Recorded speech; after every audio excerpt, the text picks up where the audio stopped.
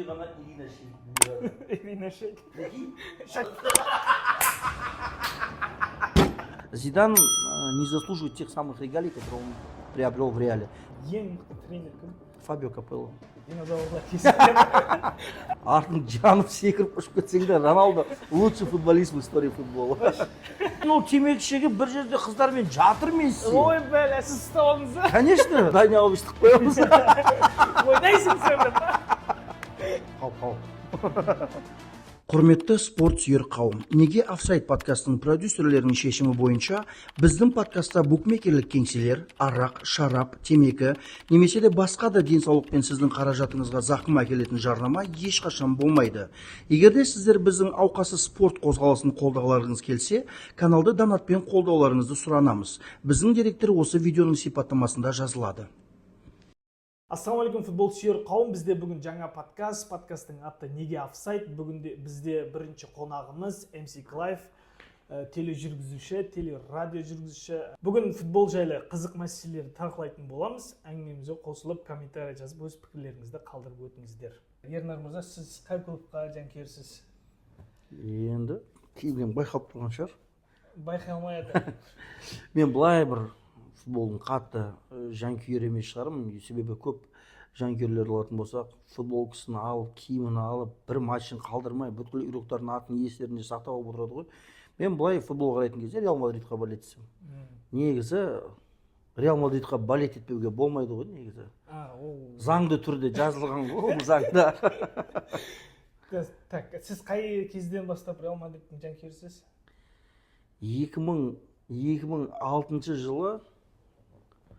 2006 жылдан бастап қараймын ғой. 2006 емес, енді былай алатын болсақ, Реал Мадридті бұрыннан бері қараймыз ғой, анау галактика состав болған кезде Роналдо, Бекхэм, Зидан, Фиго, Рауль, Роберто Карлос, Гути болған жылдардан бастап қараймыз ғой. Сол жылдардан сіз бастадыңыз. Себеп сізге осы клубқа жанкүйер болуыңызға себеп болған? Енді ол кезде барлық білетін футболисттер Роналдо мен Бекхэм ғана ғой, солардың артынан қарайсың да. Солар үшін сіз келдіңіз Реал Мадридке. Олар қойып қойды ғой футболды. Қоя берсін, біз қалдық қой. Одан басқа Роналдо келді ғой кейін. Қазір, мысалы, Реал Мадрид нешінші рет чемпион болды? Ол не қандай? Қазір Барселона фанаттары жүректер тоқтап, ауырып, эпилепсия ұстап, құлап қалмау үшін 14-те берейін деймін. 15-ші рет Реал Мадрид Лига чемпионның жүлдегері болды. Жүлдегер емес, победитель қалай болады қазақша? Жеңімпаз. Жеңімпаз. Что-то, значит, ыстық болып кетті ше? Жоқ, сен артын киіп атқан. Жанкүйер, сіз Реал Мадридтің ең мықты сезоны қай сезон деп есептейсіз? Требл алған жылдар ғой, Лига чемпионов 3 рет алған. 5 жылдың ішінде 4 рет алған кезде ғой. Сол ең Роналдо бар кезде? Роналдо, Марсело, Модрич, Тони Кросс, Каземиро. Зиданды мықты тренер деп есептейсіз ба? Жоқ. Не үшін? Енді Зидан бір... Соның кезеңінде алмады ма? Соның кезеңінде алды, бірақ ол жерде егерде Зиданның орнына Артетаны қойып қой, Пелегриниді қойып қой, Жозе Мауриньоны қойып қой, бірақ жоқ, Жозе Мауриньо бәрін құртатын еді. Любой бір тренер қойып қойсаң, ол состав пиковый состав еді. Алатын беді. Любой тренер келген кезде, ол 4 Лига чемпионовты 5 жылда бәрібір алатын еді Реал Мадрид. Жоқ, мысалы, сол пик деп отыр. Сол пик болған жылдарда Ла Лиганы ұтпай тұрып чемпион болды ғой олар. Өйткені Ла Лига қатты қызық емес еді ол кезде Реал Мадрид. Ауылдың турниріне қызығы жоқ. Өйткені Ла Лигада бірақ соперник бар. Одан кейін барып қосылды Атлетико Мадрид деген майда шапақтар. Оның алдында Барселона бар, аздан кешке штандап күресе береді. Қадай беріп шаршап кетті да Барселона. Мыналар естен шыққан деймін да. Ничего страшного, ондай историялар Реалға да болған ғой негізі. Сол пик болса, енді сіз ең төменге түскен жылдары қайсысы сіз үшін? Ең андай ауыр тиіп, осы жыл что-то болмады. 5-ші Лига чемпионов бірінші рет алды, сосын бір сезон пропустили, ендігі 3 сезонды сразу алды ғой. Содан кейін 3-ші рет Лига чемпионов алған кезде состав развалился. Роналдо мен Зидан кеткен жылы. быт шықты. Сол ма ең төмен түскен жылы? Жоқ, ең төмен жыл оның алдында болған ғой. Енді қанша жылдар бойы Реал Мадрид жүдә бір қатты шыға алмай жүрді ғой. Просто ең есте қазіргі заман, қазіргі таңда алатын болсақ, мысалы, көрермендердің көбісі білетін Реалды тек қана осы Роналдоның эпохасы ғой. Оның алдындағы бұрын Луис Назарио Роналдо бар екен білмейді олар. Бірақ Роналдо болған деп ойлайды. Негізінде Бразилияның составын жартысы Роналдо деген фамилиядан сәл ауыстырған ғой. Роналдолар көп енді қараң, сіз Зиданды мықты тренер деп есептемейсіз. Енді қараң, Зидан кетті бір жыл, Реал Мадрид түсті. Зидан қайтып келді да Реал чемпион болды ғой. Ла Лиганы алды. Қайтып келді да, міне мен Ла Лиганы алып бердім жігіттер деп қайтып кетті ғой. Сіз оны мойындамай жатсыз ғой. Жоқ, мәселе мойындағанда емес қой. Мысалы, Зидан бірінші сезонында келді Лига чемпионы, сразу 3 Лига чемпионовты алды. Ол жерде мәселе бірінші очередь Зиданның аты ойнады. Жігіттер максимально стараться етті состав. Просто, во-первых, Роналдо идеальный несінде еді, пикінде еді карьерасының. Модрич, Казимир оларды айтпақ қойын, олар өйткені тоже в хорошем состоянии были, формасы жақсы еді. Зидан келген жылы, Зидан одан кейін басқа командаларға да барды ғой. Басқа команда, білмеймін қандай командаға кеткен, бірақ басқа командаға барған жоқ па? Жоқ. Білмеймін, атышпай кетті ғой. Жоқ, негізі Зидан ойынның формасын қарасаң, мысалы, Васкесті защитаға қойып қою деген кішігірім бір түрлі жағдай негізінде. Дұрыс емес, Лукас Васкесді. Енді ойнады ғой ол, қойғанмен ойнап берді. Ойнады, амал жоқ, он ворота қойып қойсаң да ойнайды еді ол Лукас Васкес. Васкес енді андай ғой, самый андай ең соңғы тең қалады ғой автобусға. Жоқ, 70 тең. Именно сол жылдары Лукас Васкес өте важную роль исполнял на самом деле. Очень важную роль исполнял и барлық действиялар результативный болды. Жоқ, мына қайтып келді, Зидан қайтып келді да, Ла Лигада чемпион болды. Ол қайтып келе берсін, 10 рет қайтып келсін. Сол Реал бір жыл демалысқа кетті, бір жылдан кейін қайтып келді да, қайтадан жинап алды өзінің трофейін. Өйткені ол Зиданға қатысы жоқ оның. Я серьезно говорю, кто бы что ни говорил, Зидан не заслуживает тех самых регалий, которые он приобрел в Реале. Почему? Объясняю. Мысалы, Реал 3 рет Лига чемпионов алды ма? Соған действительно білетін Анчелотти қойшы сол жылдары. Алмайтын еді ма? Алатын еді. Еще и внутренний чемпионатты ұтатын еді. Еще и кубокты алатын еді. Зидан мен Роналдың өзінің вниманиялары Лига чемпионовқа кетті ма? Лига чемпионовтарды алып отыра берді. Ал Зидан бір керемет схема жасап бере алады деп ойламаймын мен негізі. Просто егерде если бы Зидан был бы великим тренером, сол жылы оны жұлып тастайтын еді басқа. Ман-Сити неғып алмады Зиданды? Почему Ман-Сити не забрал? Одан да мықты тренер бар ғой? Бар ғой деп айтады. Сол Гвардиола қанша жыл болды жүрген неде? 9 жылда бір Лига чемпионов алды. Бір Лига чемпионов алды 9 жылда. Зидан келді 3 жыл бойы подряд 3 Лига чемпионов алды. Манчестер Ситидің ең басты цели всех лучших тянуть себе. 2004-2005 жылдағы Реалдың темасын істеп отыр Манчестер Сити. Олар ойлады тағы да басқалар тартыламыз, болған жоқ.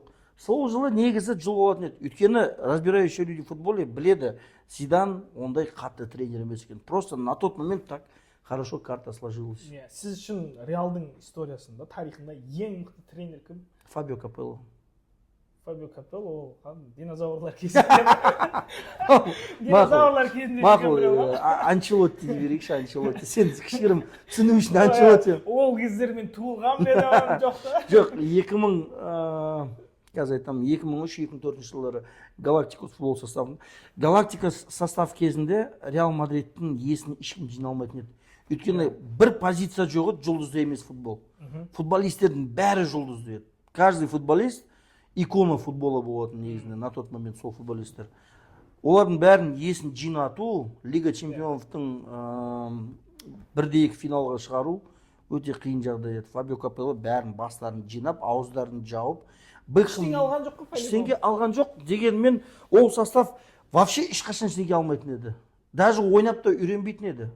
Өйткені бір адам жоқ, который ойынды өзіне таппайды. Жоқ, мысалы сол составқа қазір Анчелоттині апарып қойса. Енді Анчелотти, осы кездегі Анчелотти ма? Осы Анчелотти справился ма? Болды ғой, онда Анчелотти болып тұр ғой ең мықтысы. Сол сен түсіну үшін. Жоқ, сен қазір түсінбей жатсың. қазір қалай жұмыс істейді футболистермен? Қазір футболистерге арналған специальный состав, психологтар бар, внутренний политикамен айналысатын адамдар бар. Ол кезде ондай профессиялар жоқ еді. HR болады қазір. Қазір әр футболистке отдельный агент қояды. Бұрынғыдай бір клубта 3-4 агент емес, бүткіл футболистердің жағдайын жасап жүретін. Қазір система жұмыстың политикасы өзгерді. Поэтому Фабио Капеллоға бұл біліммен, конечно, дамыған біліммен куда бы легче было бы с этой командой справиться. Ал сіз үшін ең мықты футболшы кім? Реал Мадридтің тарихы. Роналду. Роналду? Рауль Гонзалес Бланка дейтін Реал Мадридтің иконасы бар. Қазір көріп тұрған Реал Мадридтің игроктары, болельщиктері. Именно мадридисталар біледі ғой Рауль екенін. Роналду просто в истории футбола лучший футболист. В истории футбола. А именно в составе Реала лучший футболист это Рауль. Артын жанып секіріп ұшып кетсең де, Роналду лучший футболист в истории футбола. Қойшы деймін. Жоқ, мысалы, Раульдің істеген нәрсесі Реал үшін, егер де по заслугам считать, Рауль біраз нәрсе өтқан жоқ, просто Раульдің Реалға салған күші көп, энергиясы көп, в строении Реала. Тот Реал, который сейчас есть, это на 30% работа Рауля Гонзалес Бланка. Өйткені Рауль оставался с Реалом, даже когда бәрі кеткен кезде, бәрі келіп жатыр, кетіп жатыр, оған қарамастан Реалда қала берді, жұмысын өте жақсы атқарды. И Раульді именно мадридисталар біледі ғой, негізі былай. Бәлкім қазіргі жастар түсінбеуі мүмкін. Қазіргі жастар түсінбеуі мүмкін. Қазіргі жанкүйерлер. Өйткені бұл Роналдоға, Реал полностью Роналдоға қарады. Полный жұмысты ориентировались на Роналдо. Точно так же, как в Барселоне на Месси ориентировались, но у Месси все равно ни хрена не получилось, но у Роналдо получилось. Осы жерде бір сұрақ, неге сол Роналдоның болельщиктері Мессині мойындамайды? Өйткені Мессидің болельщиктері келіп комментарий жаза береді да Роналдо жайлы. Не үшін екенін түсінбеймін да. Жоқ, мен мойындаймын. Роналдо ең мықты спортшы, а Месси ең мықты футболшы. Деп айта бер. Мессидің, егерде Месси Роналдо сияқты жұмыс істесе, мен Мессиді мойындайтын едім. Енді сіз жұмысы, ол қоймайды, ол мақтамайды. А Роналдо барады да сторисіне сала берді, өзінің тренировкасын сала берді. Анау жүреді, просто істеңіз салмайды. Өйткені ол темекі шегіп бір жерде қыздармен жатыр Месси. Ой, бәле, сіз ұстап алдыңыз ба? Конечно. Темекі шегіп. Роналду форма адамның формасынан көрінеді ғой. Аузында темекісімен жүр ғой ол стадионда. Көрдіңіз бе, жүгірмейді. Жоқ, интернетте видеолар бар ғой. Негізі просто Мессидің өзі икона болатын адам емес. А Роналдың өзі икона болуға жарайтын адам. Футболдың жаңағыдай. Пеленің орнын баса алатын адам. Месси басамайды. Шайқас болады ғой. Шайқас болады. Қаралап. Пеле осы заманда туылғанда ол ондай әйгілі болмайтын еді. Мен де сөйтіп ойлаймын. Өйткені ол заманда техника футбола жоқ еді, и Бразилияның динго стиліне қарсы ештеңке ойлап тапқан жоқ еді ол кезде. Ол кезде олар алдасу дегенді Пеле кіргізді ғой. Енді алдасу бұрыннан бері болған, просто на тот момент, когда он зашел в футбол и динго начал показывать, стиль игры называется, жаңағы бетап жаңағыдай алдап жүру. Оған қарсы ештеңке табылған жоқ еді. Қазір мысалы Пеле Ван Дейкке қарсы шықсыншы, 10 попыткадан біреуінде де өте алмайтын еді Ван Дейк сияқты. Давид Луис сияқтыларға қарсы шықсын, Канавара сияқты футболистерге қарсы шығамайтын еді. Просто сол кезде техника слабый еді әлі. Футболдың өз жалпы. Әлі дамымаған еді. Әлі дамымаған. Қазір любой нәрсеге. Мессидің бойы сияқты дамымаған еді. Бүйтіп келе атысып. Мессидің бойы сияқты дамымаған еді. Кішкентай бала школьник істеп жүр ғой барлық нәрсе. Амал жоқтан. Амал жоқ. Тестостерон тығып, сақал өсіріп деген сияқты. Мен түсінді сен яғы барбер болып жүрген. Бір арманым бар ғой, Мессидің сақал алып берем деген. Болады, шақырса барам ба? Сондықтан Реалдың тарихындағы ең керек, жаңады ең есте қалатын футболшы Рауль Гонзалес Бланка. Сіз үшін? Бәе? Сізде андай арман болды ма? Осы футболшы Реал Мадридта ойнаса екен деген. Златан Ибрагимович. Сол болды. Златан Ибрагимович, он должен был играть в Реале. И мне түсінбеймін, как так получилось. ол вообще қалай түспегенін түсінбеймін Реалға. Енді Ол Барселона Реалда ойнағаннан болу керек кейін еді. ол- Ол Реалда почему болу керек еді? Өйткені статус жағынан болу керек еді. Действительно Реалға керек ау деген адам, менің өзім ойымша да, неге ішім ашиды, это Кевин де Брюйне. Бірақ Кевин де Брюйне сияқты адам Реалға керек болған кездер болды. И мне жаль, что его история не с Мадридом связана, негізінде. Кевин де Брюйне великий футболист болып қалмайтын болды да. Неге қалады Бір азарсақ болып қалды да енді. Мысалы, көшеден өтіп бартқан 100 адамның арасынан сұрағын Кевин де Брюйне кім деген деп 30 ғана жауап береді. Реал Мадридте ойнағанда 99 жауап беретін еді. Бір апамыз білмей қалатын еді шын. Сол үшін де бәрі Реалға жанкүйер болғаннан кейін таниды. Иә. Бірақ Кевин де Брюйненің тарихы Реалмен не болу керек, бір жолда болу керек. Білмеймін, Реалдың несінен, академиясынан бір мықты игрок шығып кеткен. Реалдың академиясыменен славиться етпейді. Академия, Реал и сам клуб екеуі в разные ипостаси двигаются, потому что енді Реал воспитаниемен айналыспайды да. Барсаныкін айтпай-ақ қояйын. Айта бер. Олардың ақшасы жоқ та, студент академияда алады. Ақшасы Школьниктермен ойнап жүр ма? неменеге Барса мысалы действительно сильно өсірген продукты Месси, Иньеста, Хави. Ал Суарес алайық, Неймар да алайық, Гризман да алайық, бәрі ақшамен келген жігіттер ғой. Ақшасы болып қалған 1-2 жылдар болған әйтеуір Барселонада. Қалған бишара мен. Иә. Шықты жаңалық. То, что МБП наконец-то келді Реал Мадридке. Сол бір пенсияда көшеді ме деп ойлаған. Соғыстан кейін шыққан еді жаңалық, шыға келеді деп. Міне бүгін Фабрицио Романо айтты, келді деп. Соған ойыңыз қандай? Қазір маған керек жоқса сол МБП ма? Дәл қазір. Дәл қазіргі состав. Енді Рюдигердің қартайғаны болмаса, идеальнейший состав. Өзі қартайып отқан 3 адам бар ғой. Модрич, Тони Кросс бітірді карьерасын. Рюдигер енді білмеймін, енді дәл қазір Мбаппеге ойын, игра в любом случае вокруг него будет строиться, его менеджера сөйтіп не қылды ғой, условиясын сөйтіп қояды ғой, понятно ғой. Просто дәл қазір Винисиус, Джуд Беллингем, Родриго бар кезде Мбаппенің білмеймін. Ол үшін Джуд Беллингем артқа тартылатын болды ғой. Енді артқа өзінің позициясына өтеді. Өзінің позициясына өтеді, бірақ мынау позицияда Джуд Беллингем адам істемеген нәрсені істеп жүрді ғой. Енді Мбаппенің дәрежесі қайда ғой? Оны әлі көреміз әлі Мбаппенің дәрежесін әлі. Қанша жыл бойы.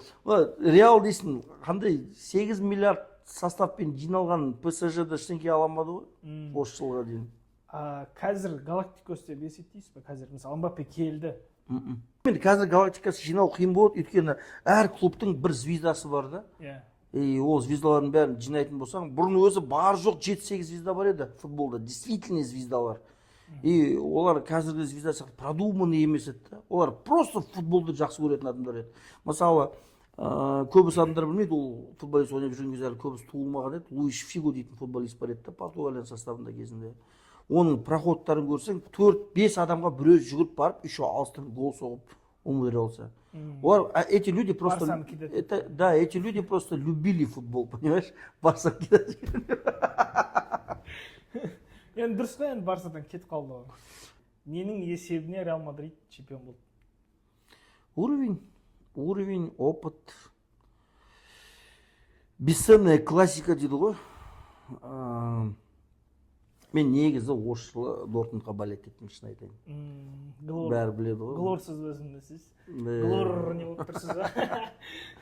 Почему Дортмунд? Өйткені кезінде Франческо Тоттида бірде Лига чемпионов алмай кетті. Бүткіл карьерасын. Енді көп қой ондай.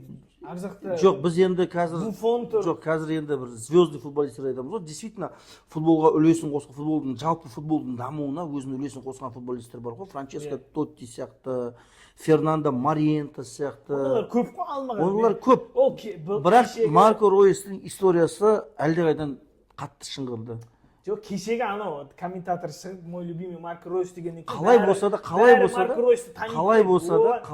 ешкім танымаған ғой оны. Хорошо, қалай болса да историясы қатты шықты ма Марко Ройстың? Қандай предложениялар келмеді? Хайп Реал Мадрид не үшін жек көресің соны? Прям ненависть у него какая-то к Марко Ройсу. Жоқ, бәрі айтады Марко Ройс үшін там анау ондайлар көп қой. Ондайлар көп, бірақ үйтіп история болған жоқ, қатты шыңғырған жоқ история. Мы же говорим о медиа составляющей, то есть если біз просто Лига чемпионов алмаған футболистерді санап өтетін болсақ, дүние жүзінің 90% алмаған ғой Лига чемпионовты. Заслуженный адамдар аламат та. Мысалы, Буфон маған ең күйінгенім Буфон мен үшін. 3-0 өтіп тұрып соңғы минутта қызыл алып шығып кеткені сол ең жаманы сол болған маған. Енді Буфонға өмір бақи жетіп. Ладно, хорошо. Айналып келіп бәрі Ройс, ойбай, аламат бәрі. Ну, дұрыс, Ройс заслуженный. Ну, в целом история получилась бы классно, если Ройс получил бы Лигу чемпионов. Действительно, алғанда жақсы история болатын еді, и тем более этот Реал, который сейчас идет практически непобедимый Реал, мысалы, әшейін просто так неважный ойын болса ғана ұтылатын шығар, а действительно важный ойында мынау Реалды ұту практически невозможно негізінде. Поэтому деп ойлайсыз? Деп ойлаймын. Егерде осы историяда Марко Ройс алғанда, ол футболдың тарихындағы бір жарқын жағдайлардың біреу болатын еді, негізі. Қашаннан бастап деп ойлайсыз осы камбэкті ұстап алды? Анчелотти келгелі бір. Анчелоттидің өзінің стратегиясы, мысалы, Наполидағы кезіндегі стратегиясын алатын болсақ, Эвертондағы ең басты мақсаты соперникті шаршату. Шаршатып, басында өз гол соқса соғылды, соғылмаса соғылмады, ең басты соперникті шаршатып, одан кейін барып ойынды жалғастыру. Бұл ДНК қалып кетті ма сонда Реалда, сөйтіп ДНКны қалыптастырды? Жоқ, егерде қазір тренерді алып тастаса, ол ойын сынады полностью. Мысалы, дәл қазір осы Реалға Пеп Гвардиоланы әкеп қойсаң, ойын бір аптаның ішінде өзгереді. ДНК-да ол анық қой, ол Гвардиола келмейтін. Жоқ, анық қой, просто ДНК-да қалған жоқ. Мысалы, Джуд Беллингемнің ойын алатын болсақ, егерде қазір бұрынғыдай бәрі сол Джуд Беллингемге қарайтын болса, немесе Мбаппеге қарайтын болса, ойын мүлдем өзгереді. Мына Мбаппе келгеннен кейін, скорее всего, даже Анчелотти кетуі мүмкін. И Хави Алонсо келуі мүмкін. Почему? Өйткені Анчелоттидің мінезі өте космоста, а ол кісі қартайып жатыр. Ал Мбаппе дәл қазір Реалға Флорентино Перес деген тентектің ойы бойынша Мбаппе Анчелоттиға қарағанда көбірек керек деп ойлайды. Енді медиа ғой, ол бәрі Мбаппені қалай. Ал Анчелоттидің характері Мбаппенің несін өшіреді. Ойынын ба? Ойын емес, тәлпіштігін.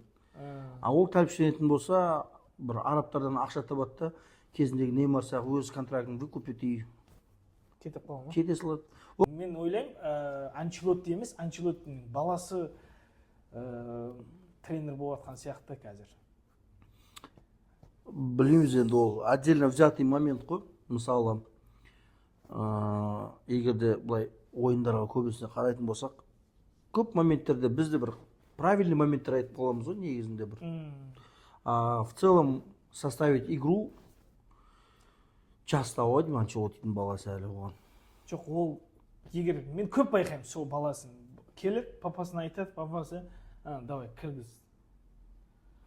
Хосело 2 гол салды ғой Баварияға. Сол матчта да баласы келді, кіргіз деді. Әлі уақыт бар деді. И біраздан кейін тағы келді, қазір кіргізесің деді. И бұл шақыр деді. Егер көрген болсаң, сөз жерде свисток шалып, Хоселоны шақырады, кіреді, и 2 гол соққаннан кейін баласы жүгіріп барып, Анчелоттидің мойнынан ұстап отыр. Көрдің бе деп? Сұрақ сонда Анчелоттидің баласы тренер болады ма деген сияқты ғой. Ол мен ойлап жатырмын, қазір көп нәрсені сол баласы шешіп жатыр. Енді ол шал мен қартайдым. Шал болған менде оның баласын тренерский штабқа алмайды. Штаб, вот главный тренер қылып алмайды этот. Баласын ба? Да, алмайды. Өйткені хайпа нету. Ешкім танымайды ма сонда? Ешкім танымай былай тұрсын. Түрін білесің бе сен ол? Иә. Қанша адам таба аласың оның түрін білетін? Білмеймін. Оны реалшылардан сұрау керек. Оны реалшылардан сұрау керек. Мысалы, реалшын мен мысалы Реалға болеть етсем, тек қана естігенім бар Анчелоттидің баласы, түрін көрмегенмін. Шын айтайын. Баласы бар білесіз болды. Баласы бар екенін білем. мысалы сен айтып қаласың, басқа біреу айтып қалады, сондай ғана білемін. Ал дәл қазір Реалға основной бизнес футбол емес қой.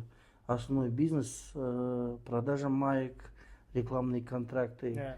И Реалға наравне со своими спортивными достижениями нужно еще нести хайповые моменты. Оған Мбаппе былай тұрсын, оған ең жақсы қазір келетін Хави Алонсо тренер ретінде. Өйткені Анчелотти тағы да бір сезон немесе 10 сезоннан кететін болса, бір жылдың ішінде, грубо говоря, пипецкий хайп жинаған тренер Хави Алонсо. Қазір пикте тұрған. Қазір пик. Оның істегенін енді соңғы рет Бенфика ғана жасады. Поэтому Реалдың политикасына сәйкес келетін именно сол Хави Алонсоны шақырады, скорее всего. Сіз үшін Реалдың ең мықты камбегі қайсы болды? Мынау мықты болды деп. Джанлуджи дейміз, не дейміз өзі, Буфон дейміз ба? Сол Ювентус өтқаны ма? Егерде ол камбек болмағанда футболдың тарихы біраз нәрсені лишился ба. Сол ешкім Лига чемпионатты 3 рет алмай кетер еді. Буфон мен Роналдың бет сүйісіп тұрып қоштасқаны болмайды кетер еді. Ең мықты камбек сол болды, ең популярный деймін. Есіңізде болса, пенальти бір. Не деп ойлайсыз, пенальти бар ма еді, жоқ па еді сол жерде? Сіз Реалдың фанаты жоқ еді, Конечно болды, я шучу, конечно болды. Болды деп ойлап жатсыз. Мен ойлаймын, қазіргі уақыт болғанда, может, қоймайтын еді варға қарап. Конечно, Канело да Альва кімді Головкинді отты ғой.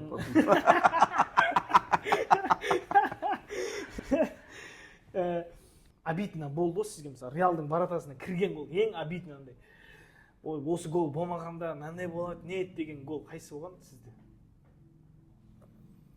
Сондай голдар, Реалдың воротасына кірген голдар көп есімде емес. Өзі бар ма негізі? Өзі бар ма негізі? Жоқ, ең обидный гол деп есімде жоқ ондай голдар. Жоқ, бар 2000 сезон 2003-2004, 2004-2005 сол жылы, короче, Реал өз үйінде 4-1 қылып па ұтады Монаконы. Сол жылы енді Дидье Дешам шығарған Монако. Жернандо Мориентес, Дада Пришо, Ярослав Флашл, Жюли, сенің Барселонаға келген, тоже бой кішкентай. Сол Монаконың ответный матчта 3-1 қылып па. Короче, ничейный результат кезінде ол жылдар андай бар еді ғой, тағы да в гостях соғылған гол зато считается. Сондай системаның голымен, в общем, ничейный счетта Монако шығып кетті да. И ол гол еще тоже скрупулезно соғылған гол еді. Сол гол. Енді оны саған есіңде жоқ қып, альбомы жоқ. Саған алыптасың ба, бестесің ба? Сол гол шығарды, ең обидный гол Реалдың историясында. Маған білесіз ба, Барселонаға ең қатты обидный кірген гол қайсы? Анау Бейл бүйтіп через қатын көпір барып бүйтіп шыққан гол бар ма? Сол гол маған жаман обидный болады. Кстати, сол Бейлдің сол скоростан аз өткен футболист бар. Ол футболист Қазақстанда ойнаған кім екен білесің ба? Жоқ. Патрик Твумаси дейтін Астанада ойнайтын футболист бар еді. Кейін жаңағы Испанияның Ла Лигасында ойнаған Алавеста. 39-да бір бәле жүгірген. Патрик Твумаси. Бейлдан да қатты жүгірген. Сол Қазақстанда ойнаған ба сонда? Астанада ойнаған ғой. Сіз армандайтын Реал Мадрид составын түсін? Икер Касильес. Вратарь. Так, екі ортада защитник. Рамос, Рюдигер. Левый Роберто Карлос. Он жақта? Лукас Васкес. Лукас Васкес? Амал жоқтан. Амал жоқтан? Енді оң жақта Реал тарихында бір жақсы бір футболист болды. Жоқ, енді не обязательно ол Реалда болу керек. Сіз басқа жерден басқа клубтан аламыз. Мен айтатын ғой, любой, сіз қаласаңыз. Қинап сол жаққа Дани Алвестік қоямыз. Ойнайсың сен деп. Давид Луис. Енді ортаға. Модрич, Казимиро, Тони Кросс. Қазіргі Реалдың составы да. И Казимиро қазіргі Реал емес қой. енді кеше ғана кетті ғой ол былай есептесек. Мына Тони Кроссты жібереміз. Мына Кевин Де Брюйнді жібереміз. Ортасына Роналду. Тони Кросс, Роналдо, Де Брюйне. Қоя тұр. Кім емес? Давид Луиз емес. Шешесі Тамара Марсело. Ұмытып кеттік қой. Марсело бір историясын білесің бе? Неге Марсело шашын өсірген үшін? Жоқ. Оның шашын алып түссең, түрі Робиньодан айнымайды екеуі. Екеуі бір-бірін ажырату үшін анау шашын өсіріп алған. Сол үшін өсіріп алған ба? Оны шашсыз білмеймін, ешкім представить ете алмаса керек, оның шашы жоқ адам деп бүйтіп. Суреттер бар ғой Робиньо екеуі. Бір тұр ғой. Марсело. Тренер кім? Анчелотти либо Фабио Капелло. Бірақ Фабио Капеллоның сол жылдары системасын алатын болса, қазіргі футболға сәйкес келмейді. Сол жылдардағы ең бір мықты деген система ғой. Сен по-любому жүректен кәрілік ұрып тұр дейсіз ғой бұрынғы. Бірақ енді білмеймін енді. Пеп Гвардиола келсе Реалға, ол Реал қандай болатынын білмеймін мен. Ол Реал Мадрид емес, ол Атлетико Мадрид болып кететін Оны сияқты. ешкім представить ете алмаса керек ғой. Иә, но Реалдың тарихында аңсаған бір тренер бар, Арсен Венгер деген. Егер де болған тренерлердің арасында алатын болсақ, ол Анчелотти, ал былай армандайтын тренер алатын болсақ, Арсен Венгер. Арсен Венгер әкелесіз. Әкелетін едім. Егер де мен Реалдың внешний менеджер болдым. Сонымен футбол сүйер қауым біздің подкаст мәресіне жетті. Бізбен болған MC Клайв, менің атым Заир. Егер MC Клайвтың ойларына қосылмасаңыздар Реал жайлы, өз пікірлеріңізді қалдырып кетіңіздер. Қош, сау болыңыздар.